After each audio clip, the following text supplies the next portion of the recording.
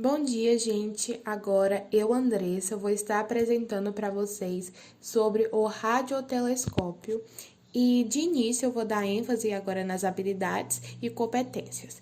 A habilidade presente no meu vídeo vai ser a habilidade 24, que é explicar as aplicações das radiações eletromagnéticas em tecnologias ligadas à comunicação, equipamentos médicos, microscopia de luz e eletrônica, telescópios e radiotelescópios, na qual esse é o assunto do meu trabalho. E a competência 3, que é aplicar os conceitos fundamentais e estrutura procedimentais da ciência da natureza na explicação de fenômenos cotidianos, bem como dominar processos e práticas da investigação e instrumento de observação relacionado às ciências da Terra e microbiologia. Mas o que é, o radiotelescópio? Bom, o radiotelescópio é um instrumento de observação astronômica que é capaz de captar as ondas eletromagnéticas que não são visíveis a olho nu, que no caso são as ondas de rádio. E algumas dessas estruturas astronômicas, como galáxia, estrela, buracos negros, elas emitem uma grande quantidade de ondas de rádio. E essas ondas, elas não são captadas por lentes. Então, não tem como ela ser captada por aqueles telescópios convencionais. Então, por isso que utiliza os radiotelescópios. Diferentemente dos telescópios ópticos, o radiotelescópio ele utiliza uma grande antena de formato parabólico para a captação de ondas de rádio, e essas antenas elas funcionam como grandes espelhos para as ondas de rádio. E o tamanho das antenas ela depende da frequência das ondas de rádio que serão observadas. E esse tamanho ele é bastante variável, ele pode chegar a 576 metros de diâmetro, como no caso de um dos maiores telescópios do mundo, que no caso é o Ratan 600, que ele é localizado na Rússia. Eu vou deixar uma foto aqui para vocês e um videozinho dele.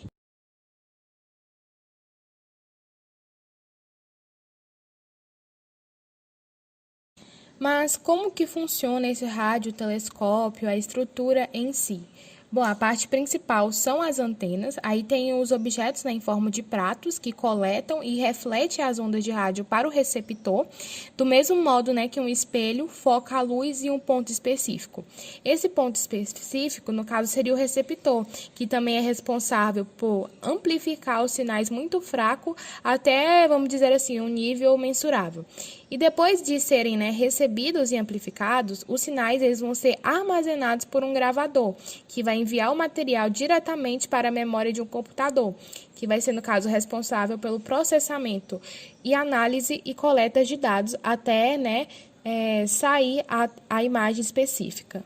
E esse processo de captação feito por tais equipamentos só é possível porque estrelas, galáxia ou qualquer outro objeto astronômico, eles produzem ondas de rádio já naturalmente. Muitas pessoas ainda têm um pouco de dificuldade para diferenciar um telescópio normal do radiotelescópio. Mas para isso, e também para o melhor compreendimento, é só fazer uma diferença bem básica. Na verdade, os dois são muito importantes no estudo da astronomia, só que os telescópios ópticos, por exemplo, eles formam imagens somente a partir da luz visível.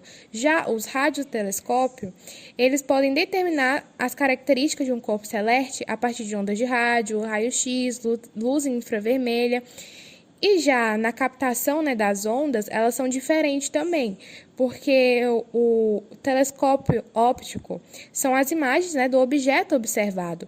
Já o radiotelescópio, ele já tem um fluxo de radiação eletromagnética que é emitida dentro de um intervalo de tempo determinado, e depois, com a ajuda de um computador ou de um gravador, pode se criar uma imagem do objeto sob a observação. Agora, algumas características do radiotelescópios envolvendo, na verdade, as ondas de rádio. Bom, as ondas de rádio, elas são consideradas radiação não ionizante. Por quê? Pois ela não apresenta energia suficientemente alta para danificar as moléculas de DNA por meio da remoção de elétron ou até mesmo quebra de ligações químicas. E também elas são largamente utilizadas em meios de telecomunicações, como, por exemplo, televisão, rádio e telefonia celular. E apesar disso, os radiotelescópios, eles são calibrados para detectar frequências diferentes, né, das utilizadas por esses equipamentos. Agora, um fato curioso é porque as ondas de rádio produzidas, né, pelos aparelhos de celular são alguns bilhões de vezes mais intensas que a radiação proveniente da maioria das estrelas longínquas observadas em radiotelescópios.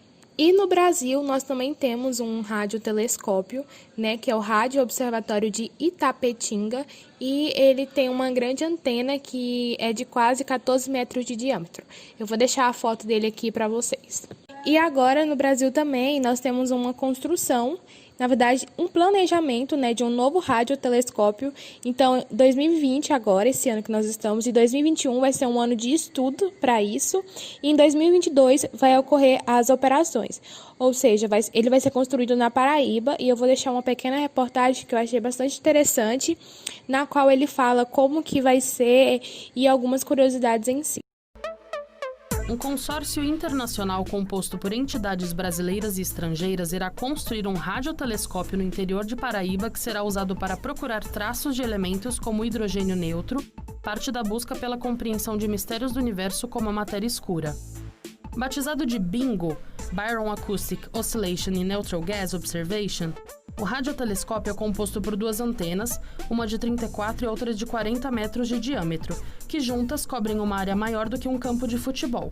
Será construído perto de Aguiar, na Paraíba, uma região escolhida pelo menor risco de interferência eletromagnética de fontes como torres de celular e sistemas de controle de tráfego aéreo. E finalizei o meu trabalho por aqui. Eu espero que tenham gostado do vídeo e que tenham compreendido. Qualquer dúvida é só perguntar no final. Obrigado pela atenção de todos.